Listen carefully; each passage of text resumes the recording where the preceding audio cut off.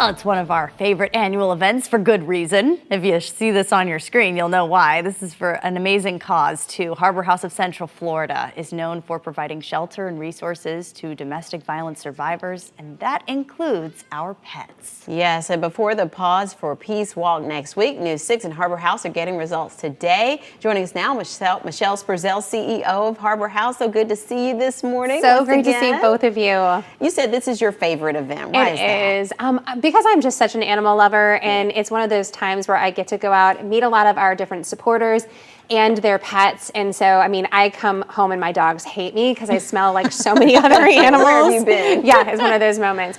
And also there's just such joy when there's so many animals out there, and why people are there, because people love their pets and they know that they wouldn't want to have to make the choice to leave their pets behind. And so people are very passionate about our Pause for Peace kennel, passionate about raising the funds for it, and also the veterinarian care that goes along with the different things we provide to survivors when their pets are living with us. And I know anchor Julie Broughton was working with her dog, who's obviously now a star too, Jake Broughton. He's in our kind of promotion for this.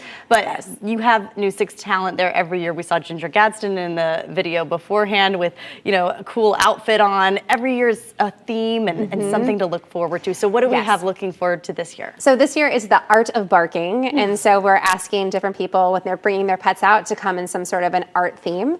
So that's what we're looking at doing. We also have, there's going to be a painter there that's doing some live paintings as well. And then we're doing the phone bank later on tonight. And that same painter is going to be giving away one of her pieces, as far as if you send in your picture of your pet, then she will create a portrait of your pet.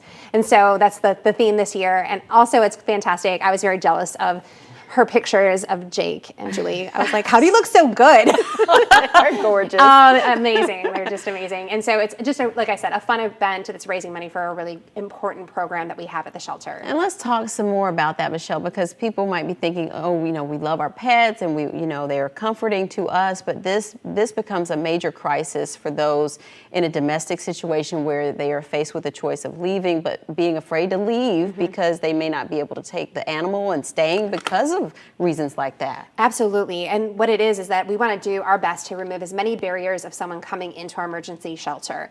And again, someone doesn't want to leave their pets behind, and there's such a correlation between domestic violence and animal abuse that if there's a domestic violence situation happening in the home and there's an animal there, it is 90% likely that that animal is being injured as well, and being yelled at, food being withheld, if they're a dog that needs to be groomed, that not happening, things of that nature. And so we want to make sure that when someone is coming in, that we're able to help the entire family, and that's what the program is for. And so the veterinarian care is important. We've had animals come in that are severely injured because of the abuse that happened to them while they were protecting their person. There's a dog that came in with 3 broken ribs because he stood over his owner to prevent the violence happening to her.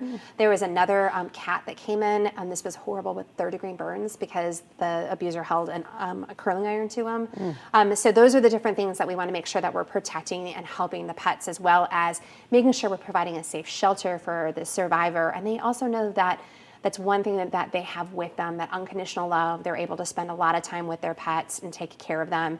And that we can't offer. You know what I mean? Like, that's something that the pet gives to their owner. And so that's one thing that's amazing. So if someone is listening to this right now and they're trying to offer that advice to someone that they love, that they need to maybe contact Harbor House, but they're worried about their pet, what would you tell them?